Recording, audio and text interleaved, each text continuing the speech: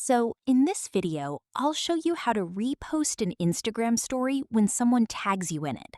This is the easiest way to share tagged stories on Instagram. First, open Instagram and tap on the heart icon at the top right to open your notifications. Now, if someone mentioned you in their Instagram story, you'll see it in the notifications section. Tap on the story where you were tagged.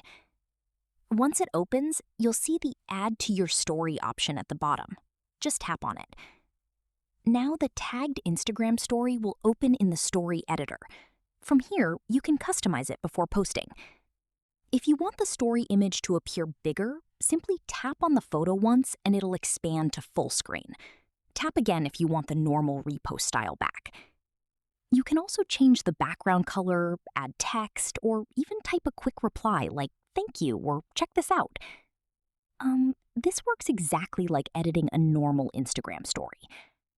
Once everything looks good, tap Your Story at the bottom left to repost the Instagram story to your profile. And that's it. That's how to repost a tagged story on Instagram easily.